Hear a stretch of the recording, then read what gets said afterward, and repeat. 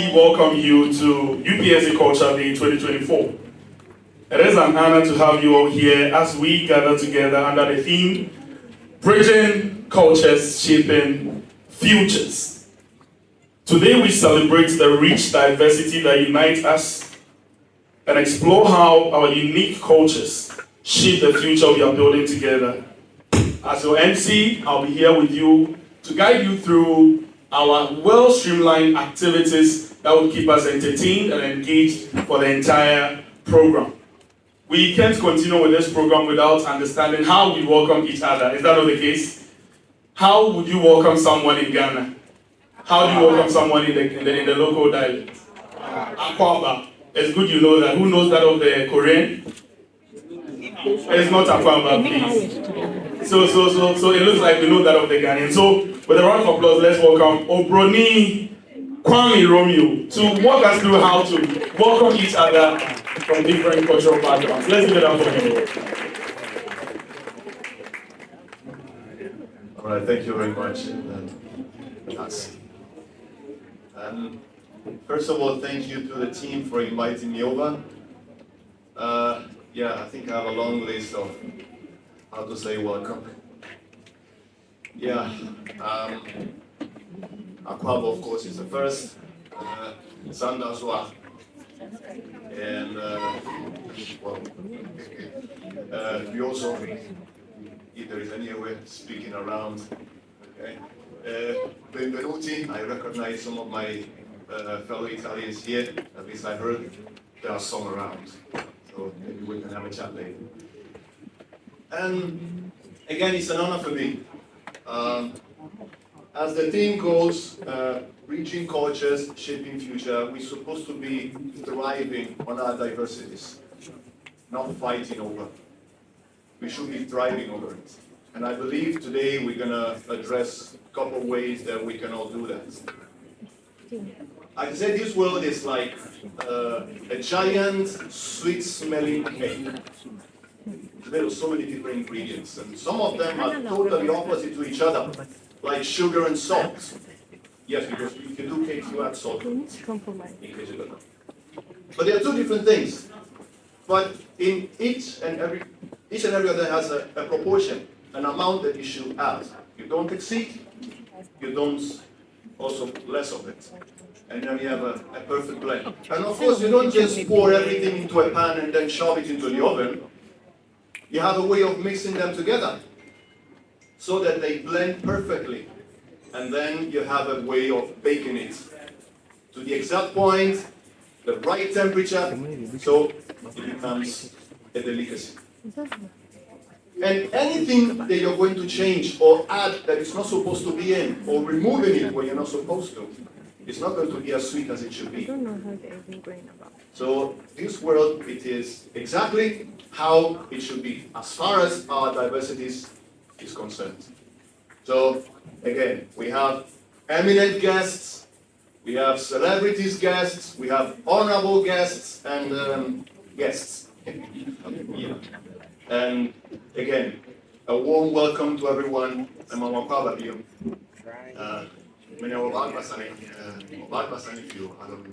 Let's welcome Esther to give us a spoken word to usher us into the program. Please, let's do it better for her. See that land with milk and honey, we see that heaven we've all been longing for. Wondering if something good could ever come out from this part of Nazareth. Wondering if something good could ever come out from anybody with this dark melanin pigments, but do you not see?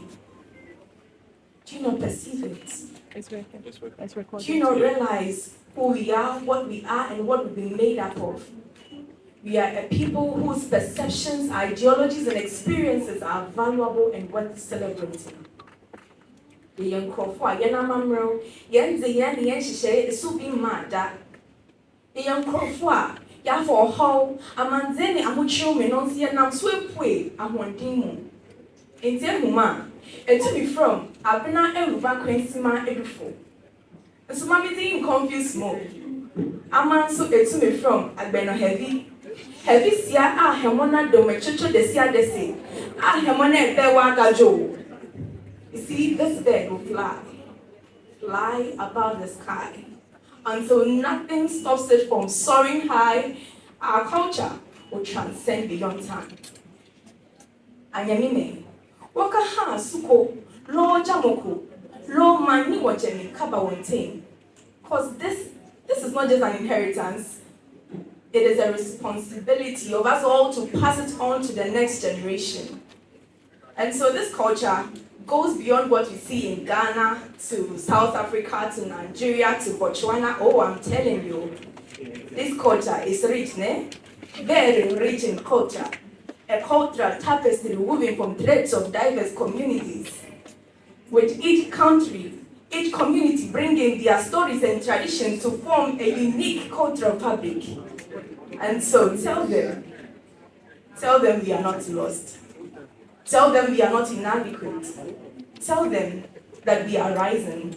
Tell them we are brave. Tell them we are determined. Tell them we are strong. Tell them that this is who we are. Thank you.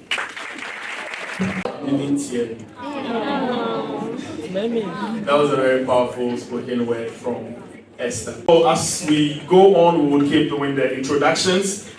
But before we continue with the program, we need to be welcomed and be introduced to the purpose of gathering for the program. So without much ado, and with a round of applause again, let's welcome Miss Ivy Heyward-Mills, the Director for Center of International Education and Collaboration, the woman who has greeted almost everybody here with all smiles and then all joy. She's so happy that today has been made possible. Let's do it better for her as she gives up her welcome. Thank you very much, Clinton. And thank you all for being here today. I've been saying to the few people I've had the opportunity to speak to that even though my name is officially Ivy Heyward-Mills, today I am Fatou Diouf from Senegal. As you can tell from my lovely Senegalese outfit, because it's all about culture today. Today, I'm also a brand ambassador in Senegal for UPSA. So I'm wearing my lovely UPSA colors in my Senegalese outfit. But I'd like to welcome you all to this morning's event. I'm greatly pleased and I'm truly excited to say welcome, Akwaba. And that is because it's the 2024 Culture Day celebration at UPSA. Now this event is an absolutely cherished one for us because we come together as a diverse community to showcase the rich cultural heritage and traditions that make our university so vibrant, so unique, and so loved by all who come into contact with us and with the institution. Today we have a wonderful lineup of performances, exhibits, activities that will transport us to the far corners of the world, from traditional Asian music and dance, to delectable Caribbean cuisine, to Ghanaian cuisine, and my favorite is agbalikaklo and coconuts. So you're going to have a taste of that. And we also have captivating presentations and displays of culture from the home countries of our international students. Where are you? Give us a wave, make some noise. Oh, I guess a lot of them are backstage preparing for today, but it's going to be really exciting. And you're going to experience and get immersed in the global tapestry that makes UPSA such a remarkable place to work and to study. But you know, celebrating Culture Day like today, it's not about observing the things that make us different. It's about observing and appreciating and loving and respecting the things that make each and every one of us unique. The things that make us that very important fabric that forms the human existence. And so today, as we embark on this exciting journey of cultural exploration, I encourage all of you to immerse yourselves fully, not just partially, but I encourage you to immerse yourselves, to engage with the displays and all the performances, and with the presence of great cross-cultural leaders, like His Excellency, who has joined us today, like the country director of ZUIC, like Obroni Kwabe, like Dr. Gigi, and all of you here in this room. You're going to see that we are all a part of a beautiful world, and we deserve nothing but peace and love and respect and understanding amongst each other. Each display and each performance today will be an interaction and will serve as a reminder of the countless ways in which our culture indeed shapes our identities and how together they form a tapestry of our shared human experience, as I said earlier. And indeed, it is a fact that cannot be overemphasized. Once again, I'd like to say a very big thank you and welcome Akwaba to the Culture Day celebration at UPSA. May this day and this experience be filled with inspiration, be filled with unity, be filled with joy and respect for each other's rich culture and diversity. Thank you very much. And at this point, I'd like to welcome our incoming Vice Chancellor and current Pro Vice Chancellor, Professor John Kwekubensa Mauto, to share his thoughts.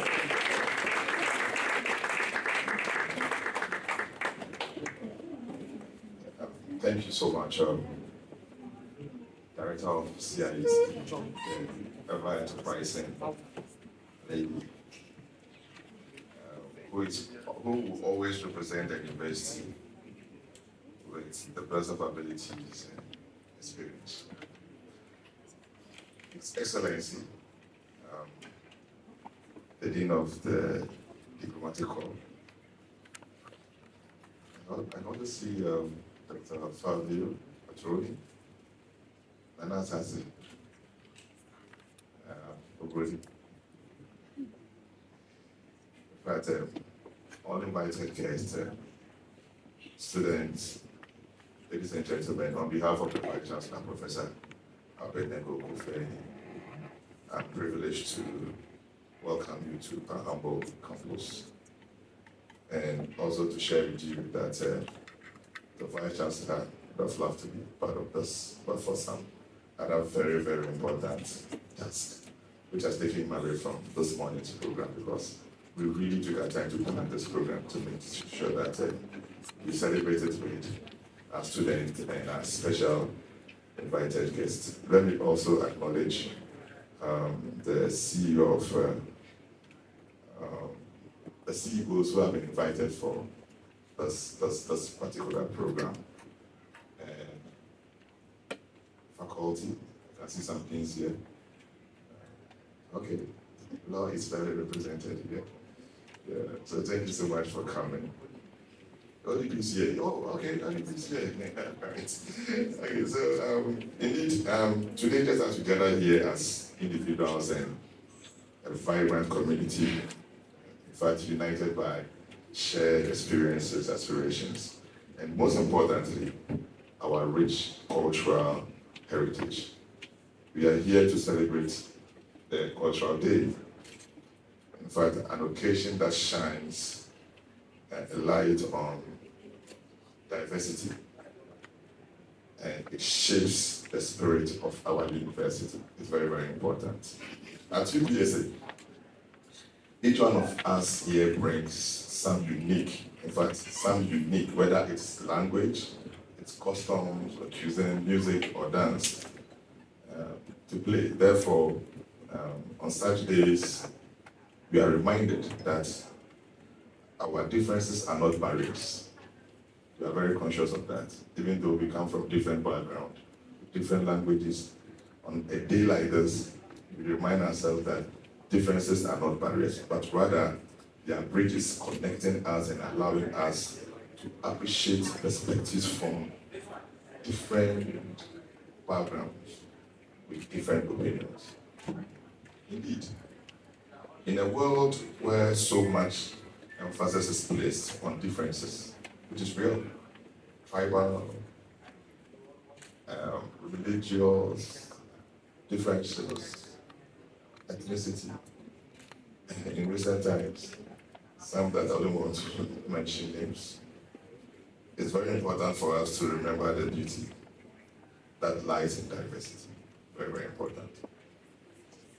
And today, as we witness performances, different foods, I hope there are, because the director did mention that, in fact, I was a bit shocked that you did not mention fufu, because I know that's your favorite, and that's my favorite as well. So just as we witness performances, taste foods from around the world and share stories from different cultures, we observe that diversity strengthens us and opens our minds. In fact, it teaches us empathy, tolerance, and respect. It encourages us to think beyond our own experiences and to embrace a world that is much bigger than we are. For our students who are sharing their heritage with us today, in fact, thank you for, I know, your courage, your innovation, your enthusiasm, and generosity. The previous years I've experienced some, but I know this year is going to be more bigger.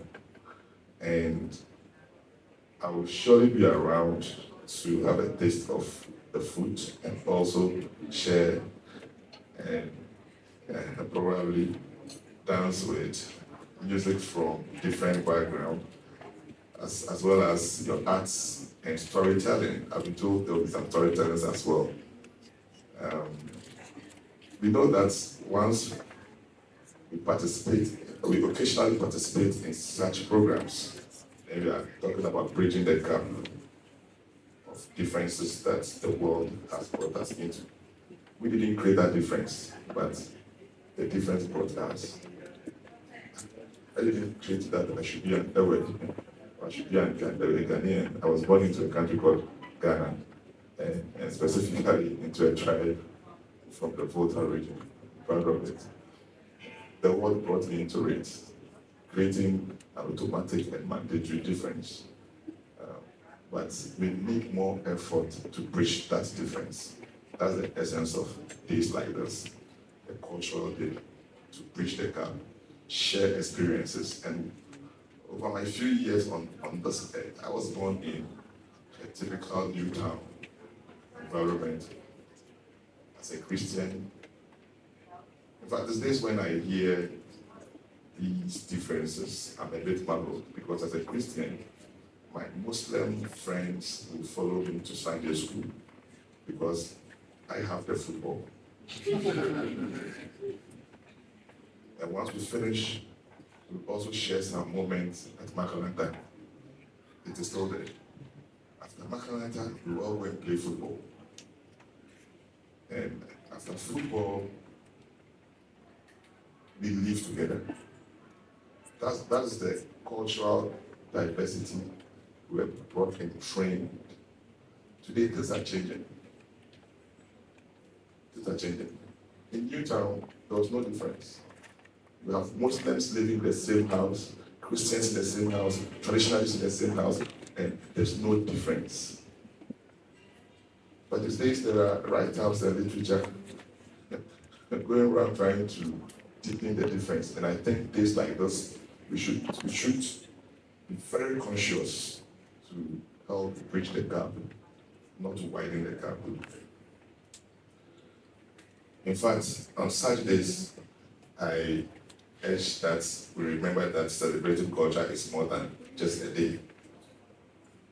It's an ongoing commitment to honor each other's background, not only today. Respecting differences, promoting inclusiveness. In fact, as we participate in today's program, I will urge all participants to make a pledge to carry the spirit of cultural day forward so that our university becomes a beacon of acceptance, open-mindedness, and unity in diversity. Once again, on behalf of the Vice Chancellor, Professor Abednego Okufeng Amadi, I welcome you to this wonderful university and wish you a very, very joyful and very successful cultural day. Once again, you are welcome.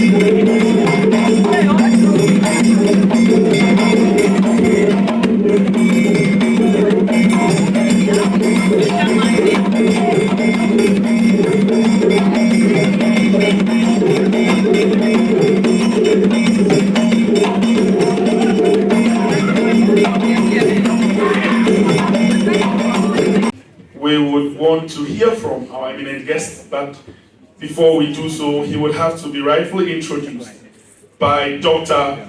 Wingwa Gamlush. Let's appreciate her as she comes through the introduction. So let's do it together for her. Marhaba.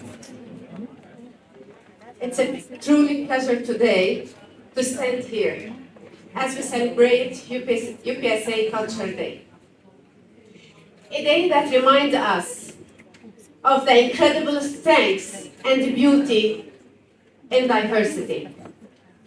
Coming from Lebanon, the land of resilience, and having called the beautiful Ghana my home for years, I have been firsthand the richness that comes from embracing different cultures, traditions, and ways of life. Lebanon and Ghana may be miles apart, and they share something fundamental: a warmth, a love of culture, community, and deep respect for heritage.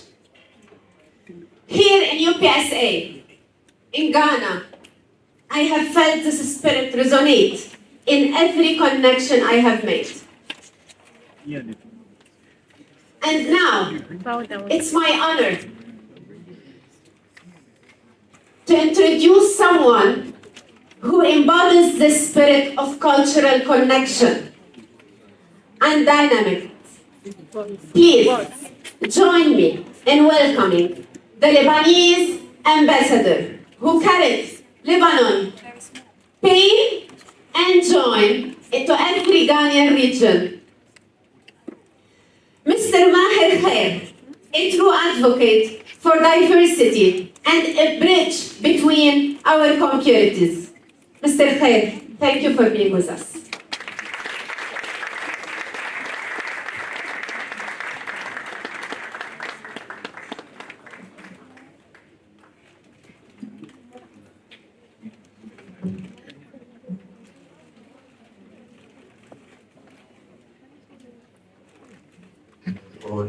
Good observed, distinguished guests, dear friends, good morning. It is a pleasure to be with you today to celebrate Culture Day under the inspiring theme, Bridging Cultures, Shaping Futures. This theme highlights the essential role that culture plays in uniting us and shaping a future grounded in our shared dreams and values.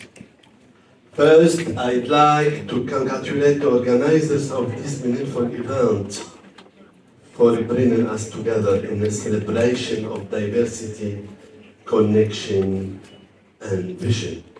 Sincerely, your Culture Day means a lot for me, as my country, Lebanon, is a country of diversity where there are 18 religious communities.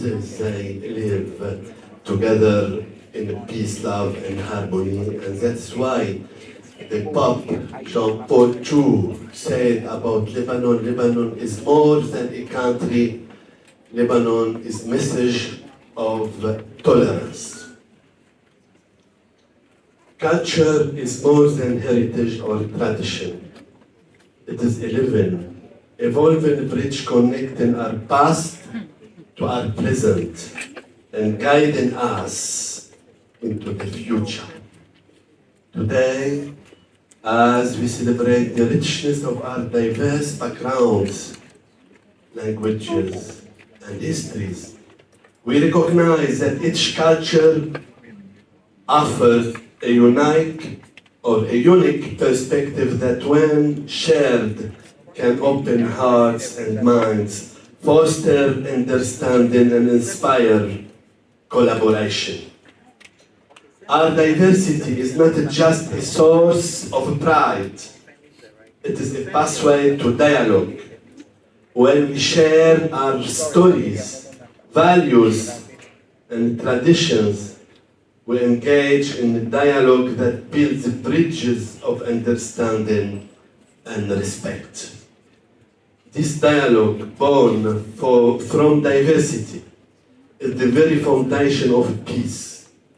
It empowers us to move beyond stereotypes and misunderstanding, fostering a world where conflicts are resolved through empathy and differences are celebrated as a strength.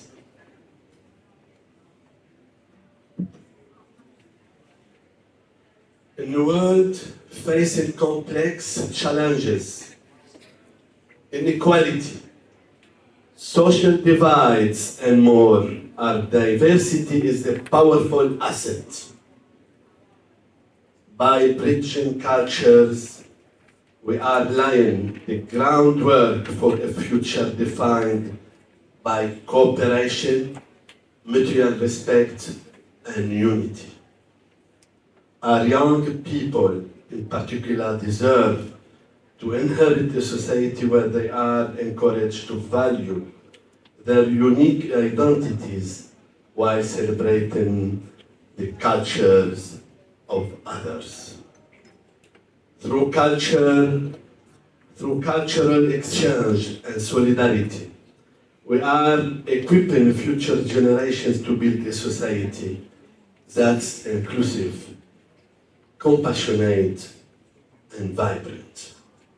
So let us commit to being ambassadors of culture, teaching across divides, and creating spaces where every voice is heard and every tradition respected. As we celebrate today, let us remember that each of us is a bridge, and together we are shaping a future of possibility, promise, and peace. I hope this Culture Day will inspire us all to keep building and dreaming together. Thank you.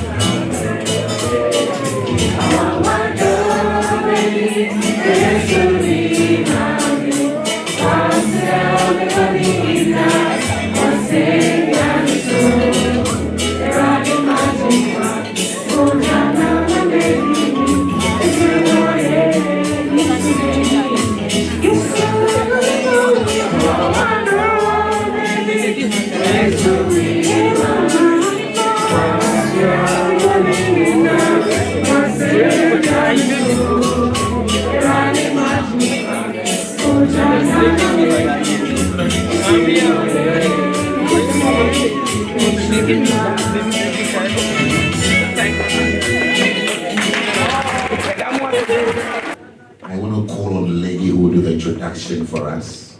She's Miss Mispa Tay. Please give it up for her. Since we rehearse the line, so the longer you clap, the better for the people.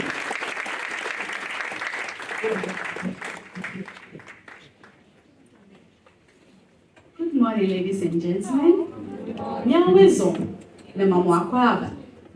I welcome you all to today's Culture Day celebration.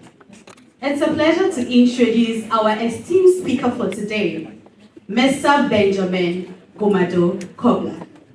He serves as the Country Director of the Commonwealth Enterprise and Investment Council and holds the position of Group Corporate Affairs Director at Central Oil Refinery Limited. He is an international development expert and an economist.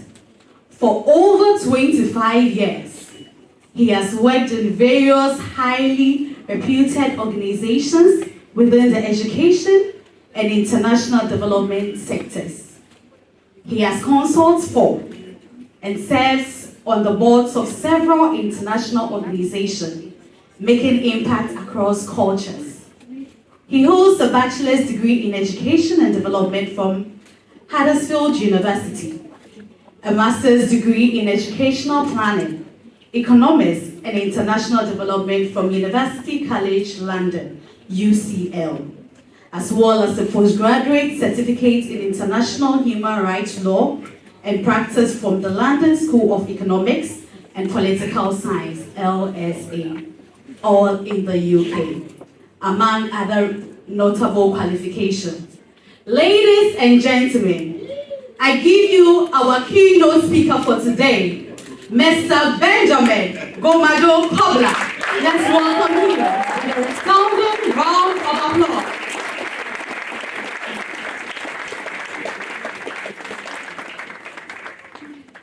Thank you very much. I think I'll pick on Ivy first, because she didn't give me the fun part. Because I could have led the cultural troops today, because I'm a very good dancer. I also, right, I'll show my skills when I finish my speech. Right, so I know there has been a lot of great speech, great performances. I think that if I'm not confident enough, the next time you see me, I'm flying out of the window. But then I'll stay my composure. But then I'll pick two things that His Excellency just mentioned and what the chairman for the occasion actually highlighted, which is coexisting between that's Muslims and Christians, especially in Ghana. And I think we are in an election year, so it's a testament to the fabric of Ghana as a country. And we know that we're going to come out successfully and have a peaceful country and live our lives. On that note, I have a very, very long speech, but I want to be efficient. I don't want to be effective. And so I'm going to cut my speech into two so that we could do the fun stuff. So in 2000, I did find myself doing a job I wasn't qualified for. I was then working in Parliament. And to know my age, the current majority leader in Parliament is my classmate, and we're also colleagues as well. As a young man,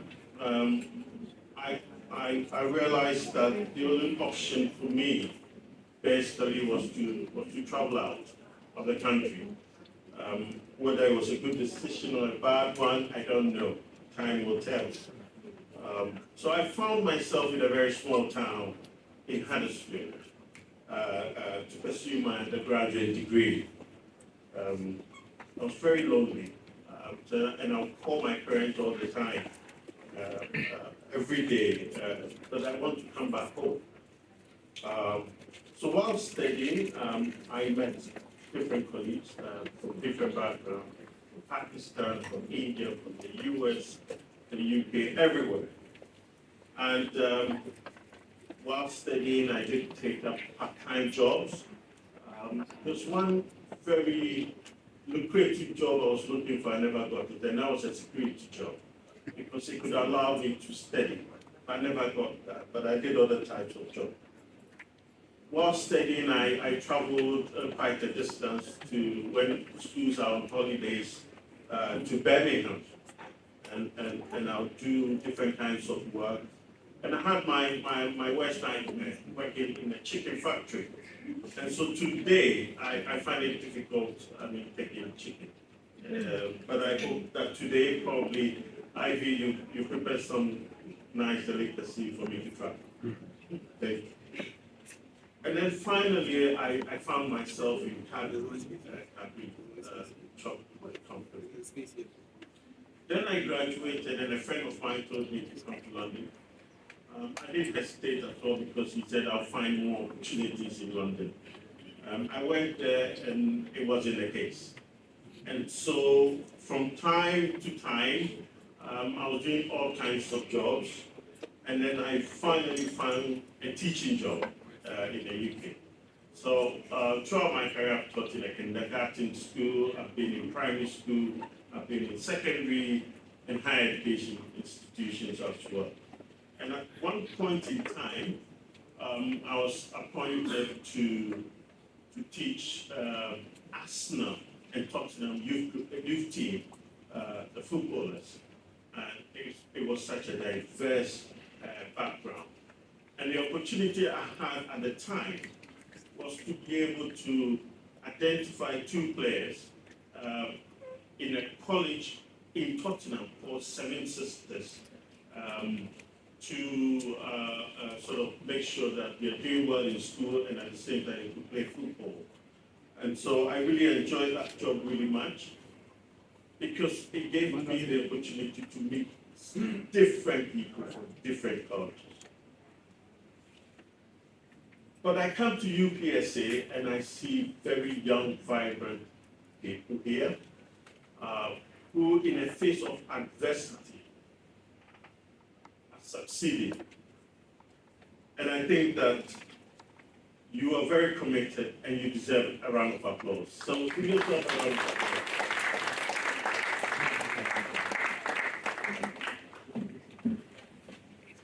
There are things that we have to remember, and I think young people don't realize is that when someone gives you a shot, or when someone decides to put you on a stage and give you a microphone, or if they give you a job, or if they open a door for you to make an introduction for you, you don't have to prove yourself because you have already been vetted, and that's why they picked you.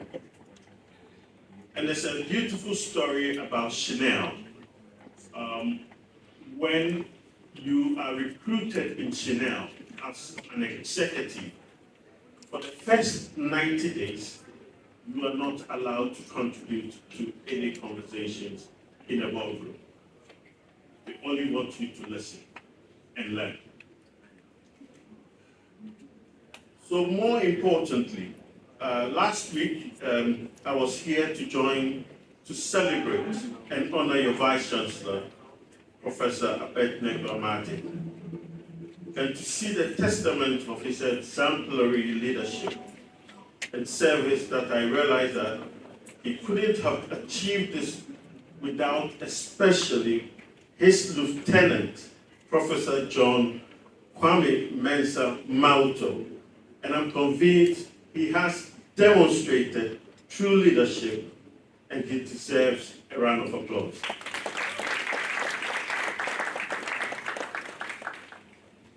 Thank you very much. I'm not going to go into my speech. And I'll try and make sure I keep it very short. It's very academic, but I'll try and keep it very, very short so that we can go into the fun stuff. His Excellency, very short, I'll keep it very short. His Excellency, the chairman, invited his students, ladies and gentlemen. Today's modern society is characterized by cultural diversity and mobility, which is virtually an innate part of society. It is always associated with thriving and rapid economic performance. There is a need to pay attention to cultural diversity and mobility in modern society, specifically in higher education, and how that translates into building global leaders. Cultures are continually evolving, influenced by many factors, including technology, business, economics, and political development, the media, and societal interaction. There has been no greater influence on culture than modern technology.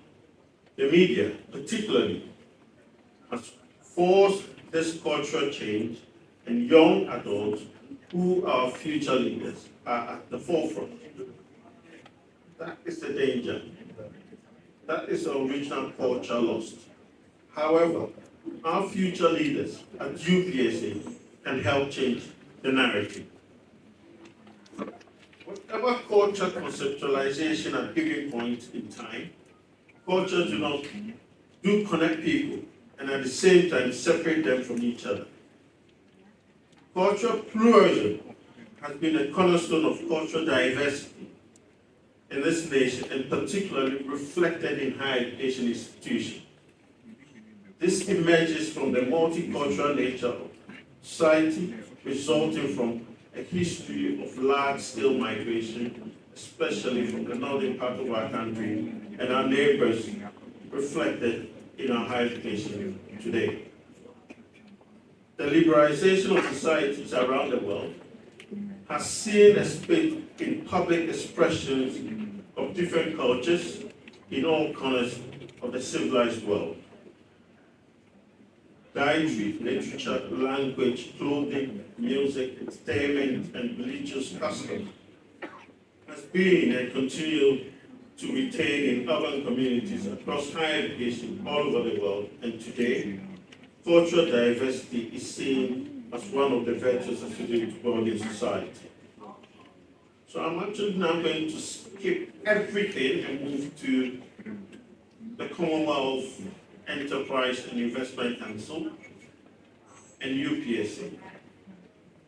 So Commonwealth Enterprise and Investment Council is a not-profit membership organization with an official mandate from the Commonwealth heads of government to facilitate trade, investment throughout the 56 Commonwealth member nations. The role of CIVIC is to use the convening power and trusted network of the Commonwealth, which is led by His Majesty the King, to drive trade and investment.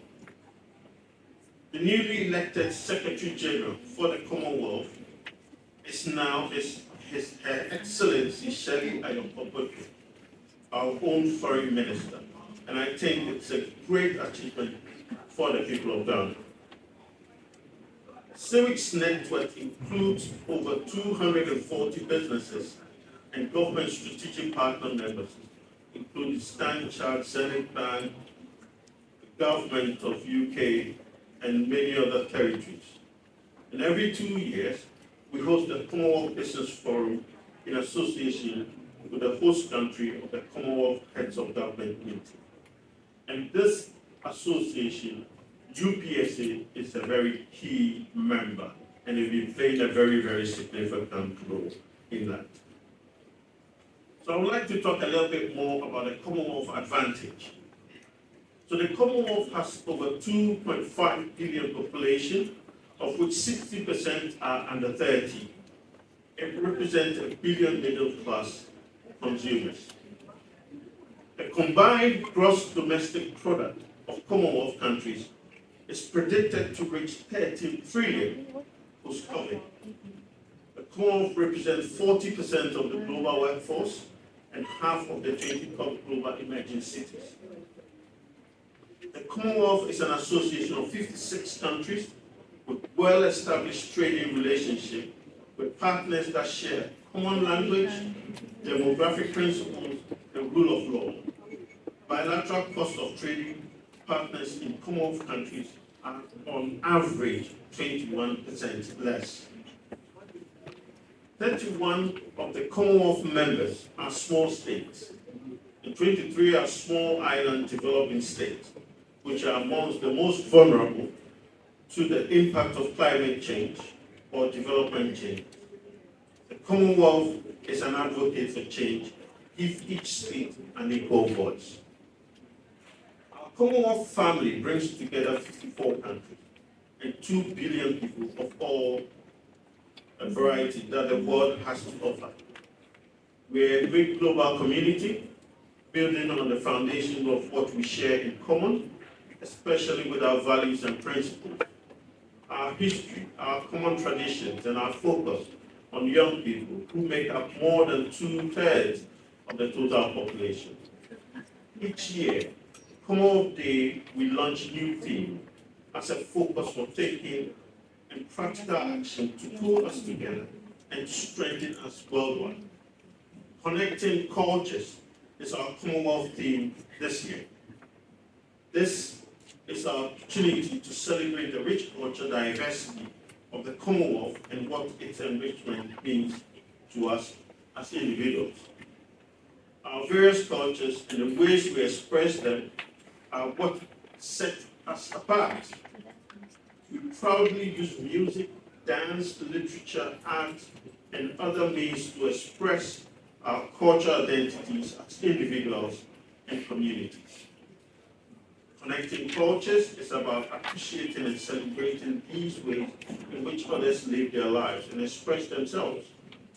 And it is about much more than, and it is about exploring how we can bring cultures together, how we can connect them in order to learn, to deepen, and the appreciation we have for one another.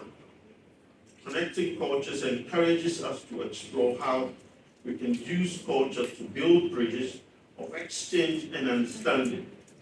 We want this link to be strengthened in new and special ways, and UPSA is our catalyst in ensuring young people are given the opportunity to thrive and succeed. Connecting cultures gives us an insight into the richness that makes up each individual Commonwealth citizen. By overcoming the limited way of seeing people only in terms of ethnicity, gender, faith, or some single strand in their identity. We find common bonds that expand the sense of identity in all its complexity and wonderful variety. As citizens, we can all find strength in our diversity, as we all, as our monality, we can draw on mutual support and gain from shared experience by working together in a variety of multiple ways, the collective and beneficial influence of connecting cultures. Thank you very much.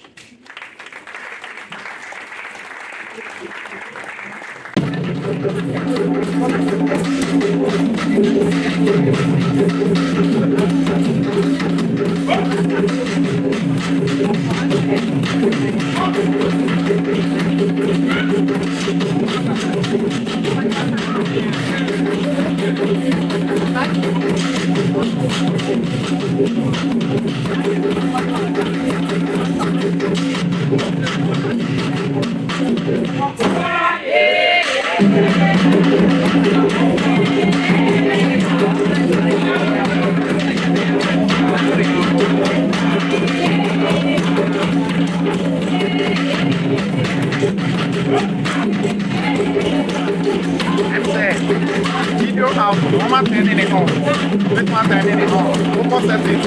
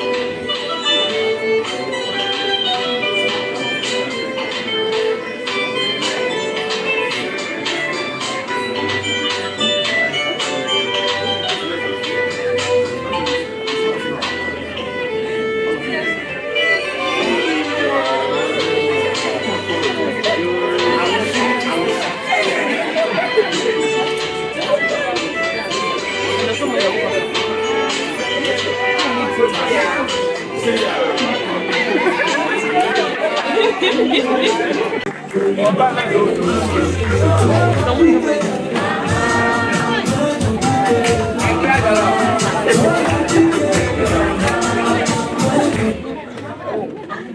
can't roll the way you This means good day, everyone. I'm from the Giant of Africa. I know everybody must have been thinking the Giant of Africa.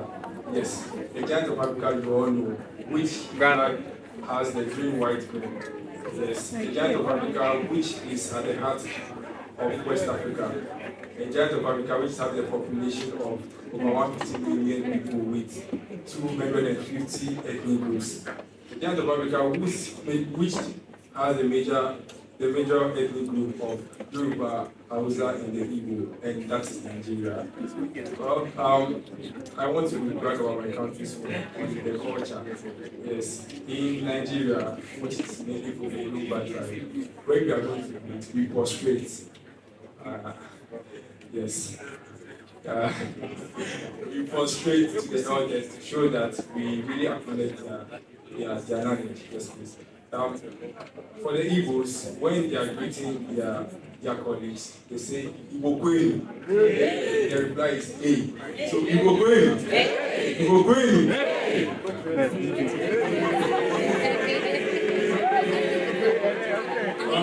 They also greet each other by shaking each other's hand, and they also go to the extent by touching each other's shoulder to show the sign of respect.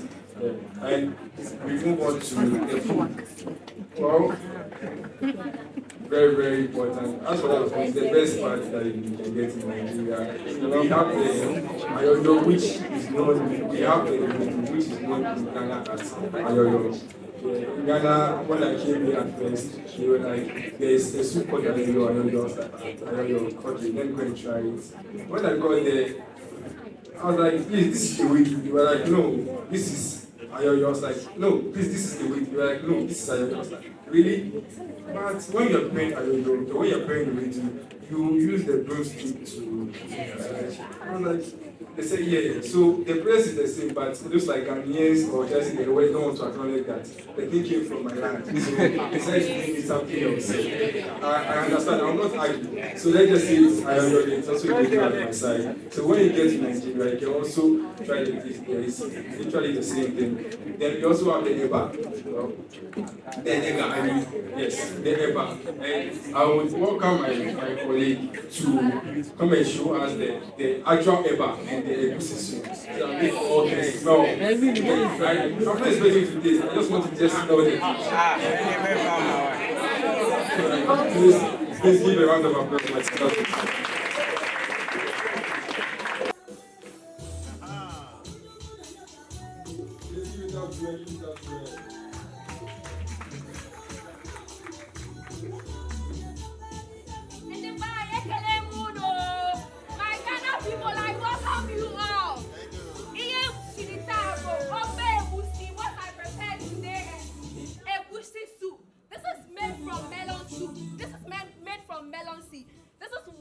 Nigerians' main dish. This is an Igbo dish. Some people actually say this is kontombre, but there's a difference between kontombre and then egusi soup. Kontombre is made from kontombre leaf, but egusi soup is made from bitter leaf or ogo.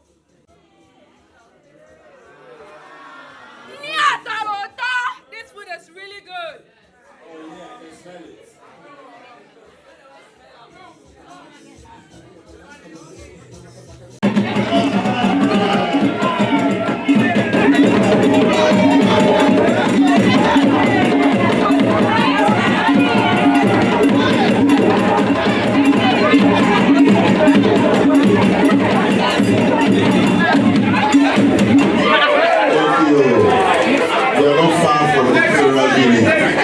Give it up for sorry, give it up for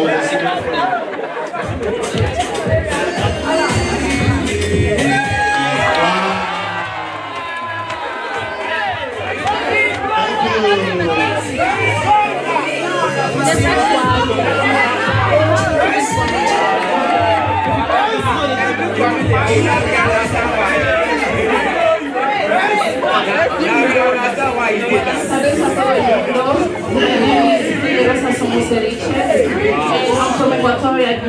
today I'm going to represent my country. Okay, first of all, Equatorial Guinea is the only Spanish-speaking country in the whole Africa, and we have 3 main official languages.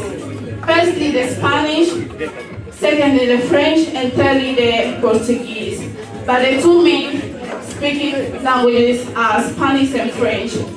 So my country today, I'm just displaying the flag of my country, and the blue symbolizes the sea that divides the main island with the other 6 islands, and the green represents the agriculture and the natural resources of the country. The white color stands for peace, and the red stands for the bloodshed of those who fought for the independence of the country. To say, just like other people have died for Ghana, our time we feel like it's normal, we're just enjoying. And when we ask ourselves what we are doing that is near death for our nation, I believe that nobody is close to, over here in the room, if anybody is supposed to really lay down their lives like the Nkrumahs did, like, some of these leaders did in bringing us independent, to continue to have us here today to celebrate our culture and be existing as a people, I think it is not something we think of. So I'll just urge that with this long speech, with all that we do, we have to make sure that irrespective, we do not see Ghana as that place where we talk very down on each other, where we enjoy having conversations amongst ourselves that speak bad about Ghanaians. And I wonder where we stand. That situation where we talk and we're like, oh, Ghana 48, and then you are a Ghanaian. I think to start with, there's a need to eradicate such mentalities, because these are things that I do not allow or condone. That is how it starts, because a culture makes a people. And as a nation, all we have is our culture to showcase. No matter how diverse and no matter how diverse and contemporary we weave it out, we have to always make sure that Ghana stands first. That's something I really want to chip in. It's not part of my speech, but music to me serves as a powerful vehicle for expressing cultural values and storytelling. It communicates emotions, traditions, and experiences in ways that words sometimes cannot. Through my music, I draw inspiration from Ghanaian rhythms and African themes, especially from the Jamaican culture, creating a sound that is both local and universal. This blend allows me to tell stories that resonate with people from the diverse cultures, transcending language barriers and forming connections across generations. An example is successfully merging reggae and dancehall with my roots, which is very beautiful, and make sure I give you songs like JJJ, and we can still go out there and spread the words the way we like. We've been able to create a crossbreed of black culture, because Jamaican culture, to a large extent, is black culture, basically, and it transcends all the way across the globe, all coming from Africa. Dear students, you too serve as a cultural ambassador in your fields, showcasing Ghana's richness and diversity through your unique perspectives. Whether you're in academia, the arts, business, or any other domain, your contributions reflect the vibrancy of our culture. Embrace your role as a bridge between cultures and tell your stories with pride. Let us foster creativity, innovation, and collaboration that transcends boundaries by embracing our differences and finding common grounds. Together we can pave the way for a society where every individual feels valued and empowered to contribute their unique perspective. As future leaders, you have the power to break cultural barriers, build bridges of understanding, and shape a brighter future. Like Nelson Mandela would once say, the greatest glory in living lives, not in never failing, but in rising every time we fall. Let's rise together, harmonizing our voices for a brighter tomorrow. Thank you so much, and God bless you. It's not a part of it, but I would love to probably be able to throw some light on a question or two, regarding the theme of today. So if anybody has like a question or two that you're welcome to send it across, and I'm willing to answer. Nothing controversial or outside of the please. You know? So is anybody ready to go? I'll pass you the mic, however. And mind you, I'm a former student of this school. You know, that's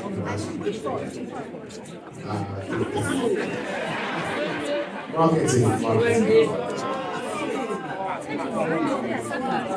Oh, you are surprised. That's what the music says.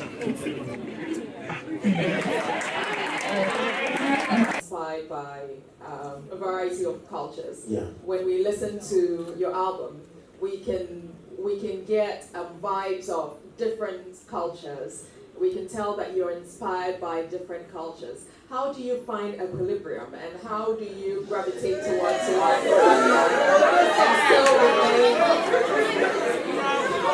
and still remain very authentically Ghanaian? Because even when you're sounding like you're singing for representing for my country that drives me to do all this, knowing also that it is not wise to limit my talent capacity when I know I can broaden it to capture a larger audience, still remaining very authentic. So growing up from Ghana, definitely I am a high life child, you know, and interestingly I realized that there are elements of high life that spans across many of these genres of music, including reggae itself.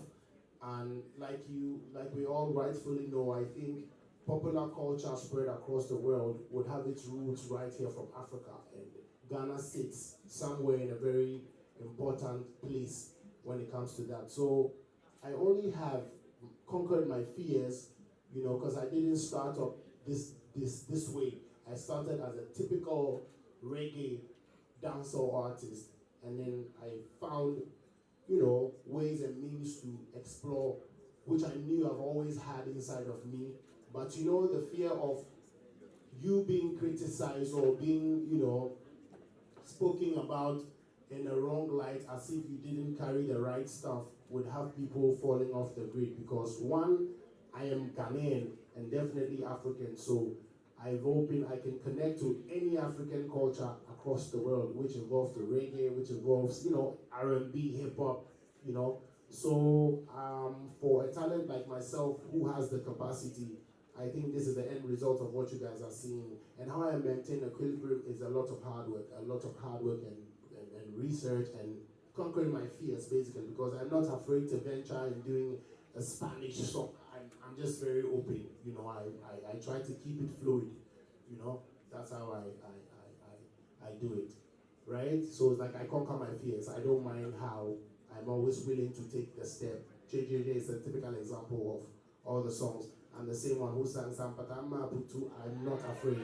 When I go into my creative zone, I let it go, you know, and I know that. And I just have to thank the audience for understanding the kind of talent that I am, and they are able to swing with me across all the, you know, diversities that I possess. So thank you.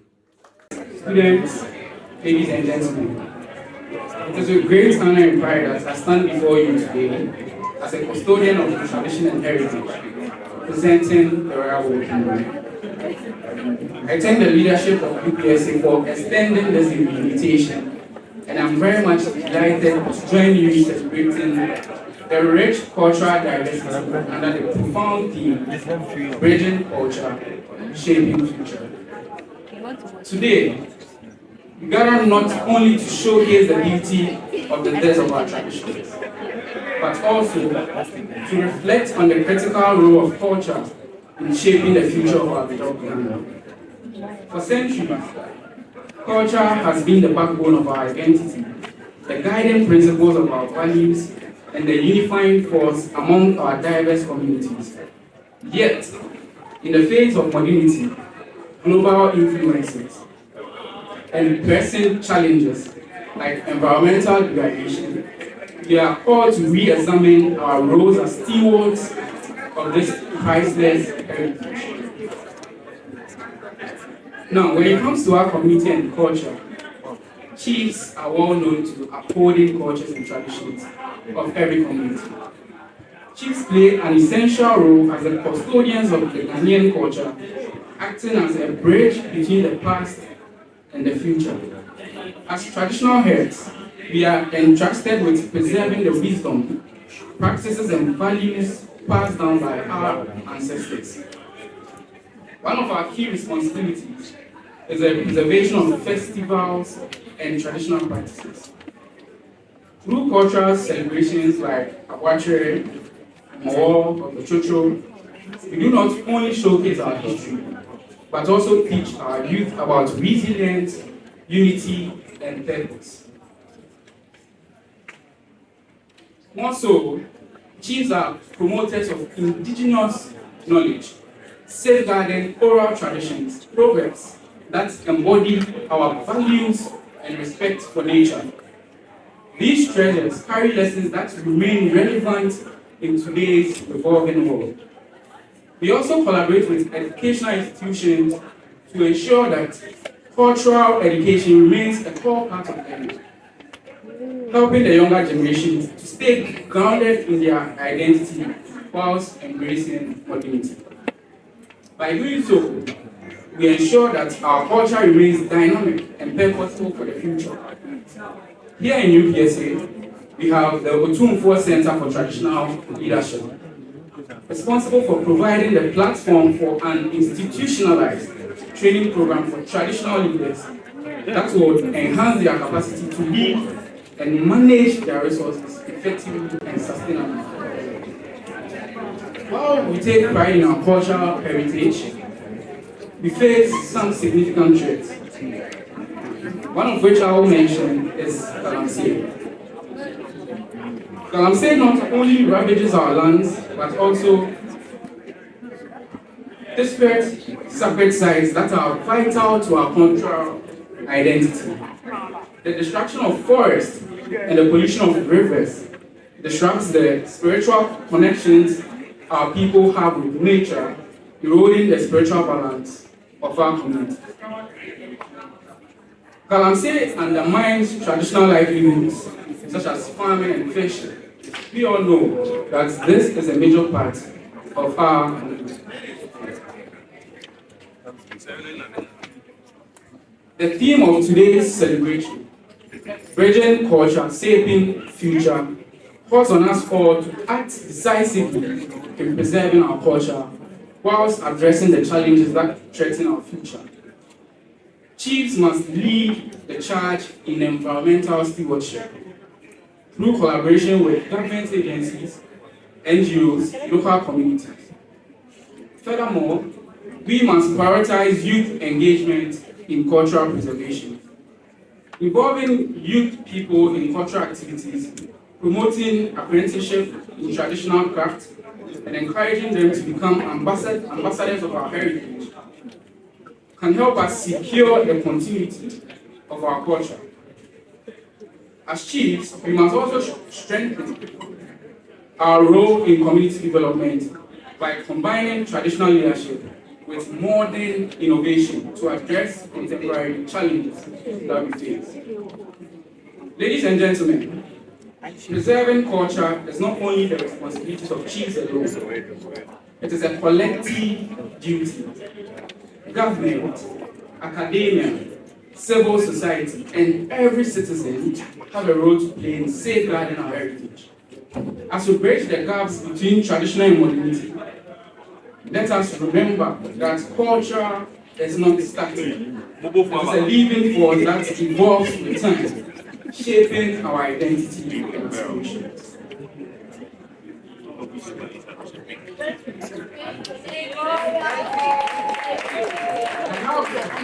I leave you with this thought: a tree without roots cannot stand. A future without culture cannot thrive. Together, let us bridge culture and change the narrative of our future. God bless you. God bless you. God bless you.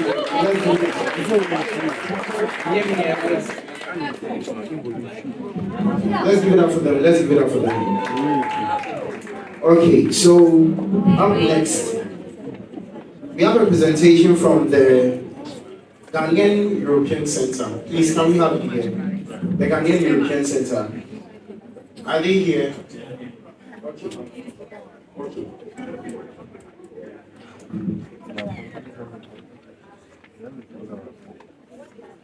afternoon. I'll just make it very quick. My name is David Benedict. I'm a technical advisor at the Ghanaian European Center. So I quickly just give our transport. I quickly want to give you information as to some opportunities that I'm getting from students, and if you are also a university staff. So at the Ghanaian European Center, we do a couple of things. One being employment promotion, the other also being regular migration. So, but for today's context, I'll just limit it to the regular migration component, which is looking at people studying, people who want to study, or people who want to travel. As I said, Ghana European Center, so all the discussion is going to be Ghana Europe. Please, it is not Canada, it is not US, it's not the US. Let's focus just in Europe. Now, the opportunity we have, I'll just tell you two things. When I'm done and when the session is done, you can come to the booth. We'll have advisors to give you information. So there are two opportunities that I can tell you. One is for students who are interested in going to Europe to go and study. And by the way, the services are free, so it's not like paying anything. The is for you to go and jail. So we start, because we are students, then I'll start with the educational one. So what we currently have, the Ghanaian European Center is being co-financed by the European Union. And so we are also promoting some study in Europe opportunities for people. The European Union is trying to make Europe an attractive place for higher education. Now, what we currently have is the Erasmus Mundus Joint Master's degree. So this is just a master's degree. So for the colleagues here, that you are done with your bachelor's, or you are even in 400 and you want to go and study abroad. If I say abroad, I mean Europe. You have the opportunity. And somebody will ask, what is Erasmus Mundus Joint Masters? It's a mobility program that is being done by the European Union. Of course, it's a mobility program, so what it means is that it can be asked to move within the European member states. So, for example, should you want to have, say, a master's degree in economics, you would necessarily have to start from, say, a university in Germany, and move through a university in, say, Netherlands, and then finally you finish in a university in, say, Spain. Now, what is important for you is to go through the Erasmus catalog. So there are courses that the European Union sort of is circulating that if you apply, you get the opportunity. Now, you need to alert your minds that it only has to be that particular courses within the catalog. Now, I know the catalog has 192 courses, so I believe everybody will find some unique course that they will want to do. Now, within the catalog also, there are hyperlinks. So there's a link that will let you know the countries that you'll be going to. Erasmus is for 2 years, so it means that you have to go and do your master's for 2 years in Europe. Now, the 2 years includes your academic work, your internship, and also your defense. Now, you necessarily will have to go to 3 different universities, of which 2 has to be European member states. So just as I said, assuming you go through the catalog and you want to do something in, say, economics. Usually I say economics because it cuts across. Now, when you are applying, your school or the coordinator of the economics course may be a university in, say, Belgium.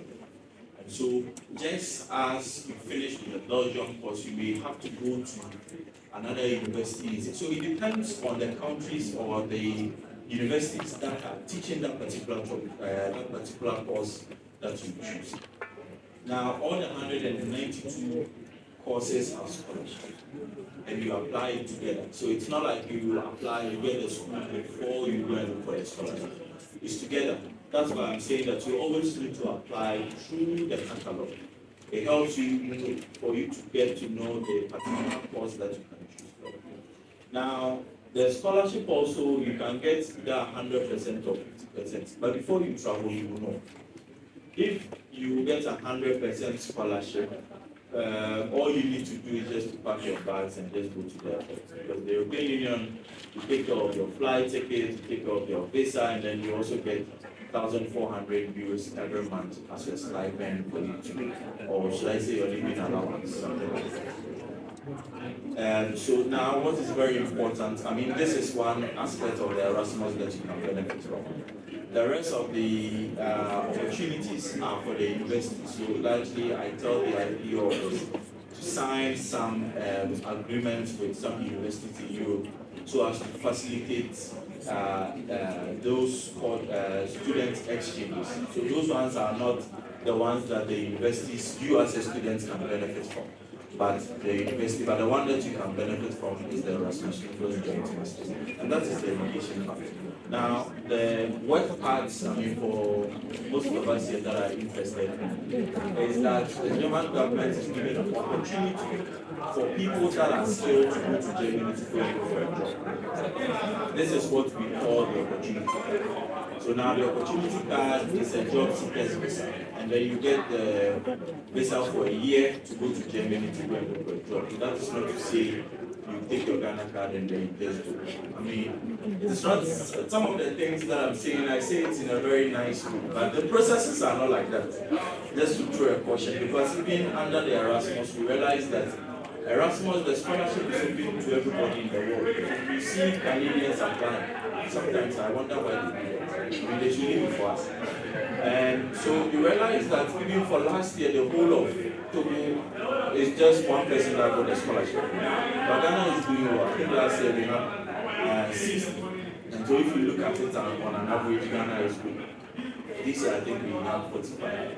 So that is that. Now the opportunity card is for people who do not have jobs but have the skills. I want to go to Germany to go and look for a job.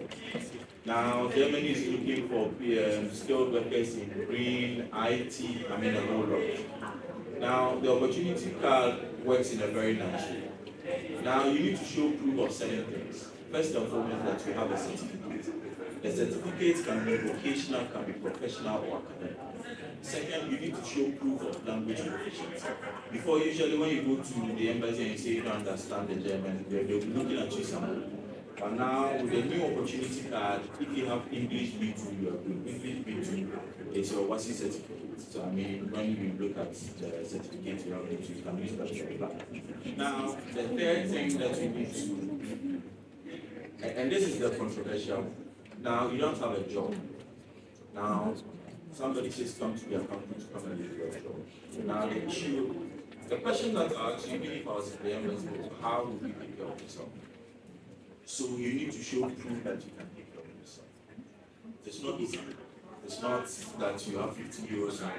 Now they are saying that if you want to come as an unemployed person, you need at least 1,027 euros every month to take care of yourself. This one is like NSS.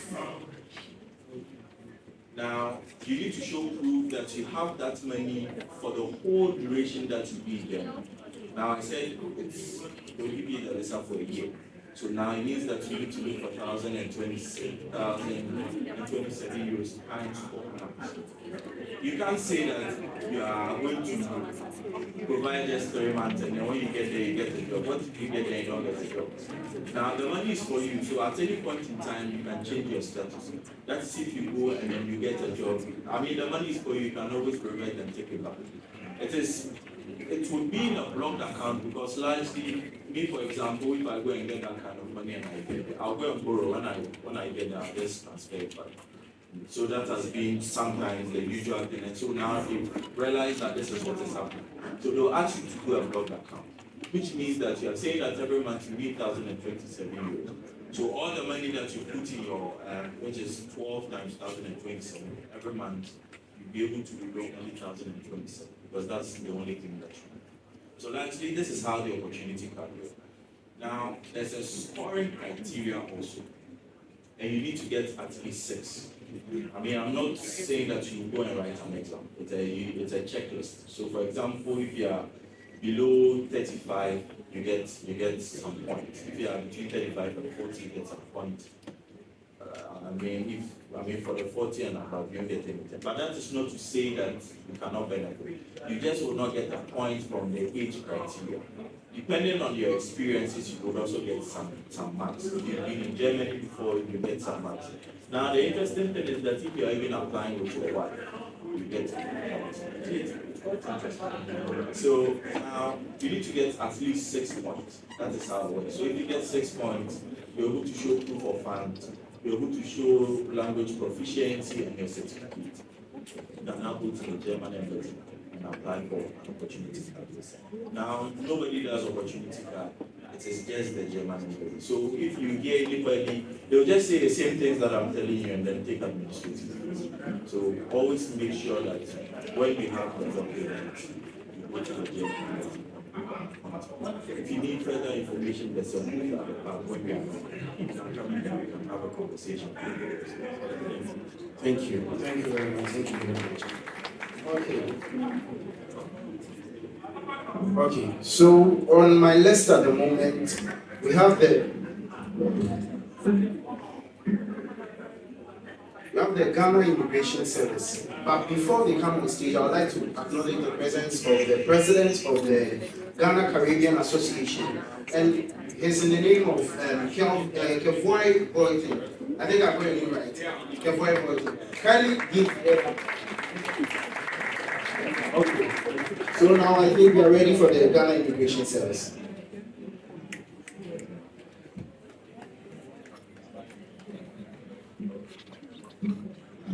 Hello, good afternoon. I believe time is fast minutes, so be very concise. So let me start the presentation. It's going to be short and concise. So I'm from the Ghana Immigration Service. My name is Assistant Superintendent of Immigration, UPSA. I'm from the Public Affairs Unit, from the Greater Accra Regional Command. And this afternoon I'm here to make a presentation on your staying and living in Ghana, your immigration applications as an international student. So let's just dive right in. Okay, so the Ghana Immigration Service is backed by the Immigration Service Act 2016 Act 908. And then it helps us to facilitate entry and exit of travelers through approved routes of the country, and also to ensure the application and enforcement of laws relating to engagement of non-Ghanaians to perform such duties legally in the country. So we have a number of permits that we issue for people when they get into the country. So among them, notable among them will be the student permits. So let me just talk about the student permit because I believe there are students here. So the student permits is permission given to a student who has expressed interest to study here in Ghana. And then it's issued mostly for a period of 1 year. How many foreign students do we have here? Do we have any foreign students? Any foreign students? You are the only person. Yeah, that's all right. Okay. So basically, yes. So it's just to give you a legal stay here. So once you conduct your studies, we have a number of things that we need when you want to apply for student permit. So we need a valid passport. When I mean a valid passport, I'm talking about a passport with not less than 6 months to expiry. That's what we talk about when we mean a valid passport. So we need a completed student's residence permit form, a request from the school indicating your intention to get a residence permit from us. We also need an admission letter from your school. We also need your school fees receipt, if you have any, and then non-citizen's card. The non-citizen's card is a card issued to non-Ghanaians.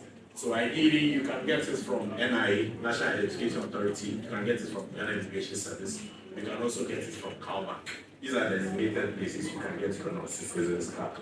And then we also need 2 passport size photographs and then a processing fee. So we have categories. If you are an ECOWAS national, you are supposed to pay 194 cedis for the student's permit. But if you are a non-ECOWAS national, you pay 259 Ghana cedis.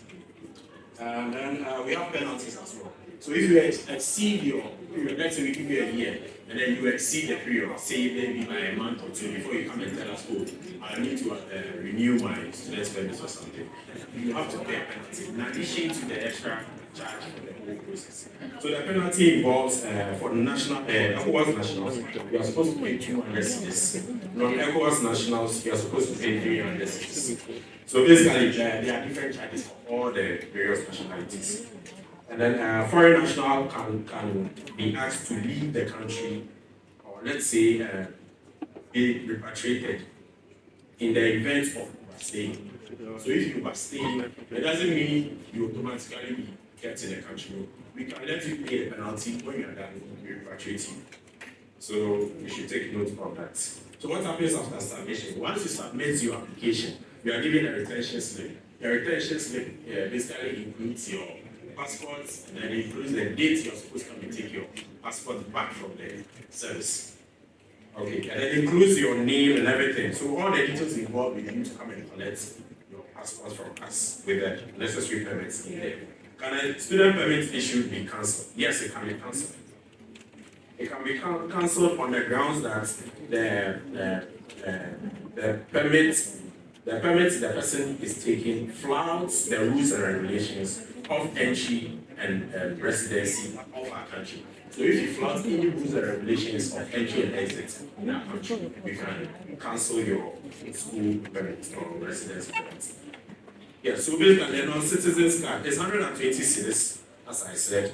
And then the advantages of having a non-citizens card, you can apply for a residence permit, you can apply for a SIM card, you can apply for a bank account, you can apply for a driver's license. So without the non-citizens card, foreigners card, you can't apply for any of these. So your obligations as a foreign student living in Ghana. So as you are living in Ghana, so far as you are here and you are telling us what you can study, you shouldn't be involved in any of these things. You shouldn't be involved in any business, any kind of prostitution, any cyber fraud or internet fraud related events, or you shouldn't be involved in a robbery. If you are caught, you will be repatriated, and you might never be able to come into the country again. So students are supposed to use the student permits that they are given for the actual independent purpose. Thank you very much. Okay, so last but not the least, we are about to have a trumpet show. Okay, so that's what we have last for you. Okay, so we'll be done very soon.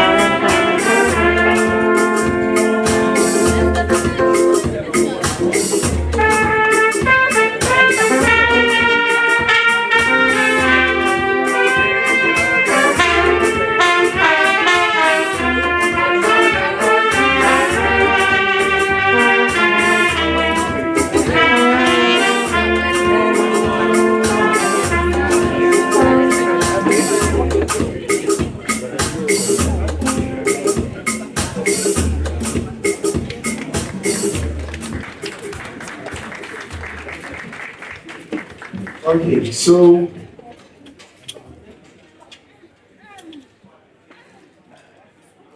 far so good. I can say we are done with everything. So we'll take our closing remarks.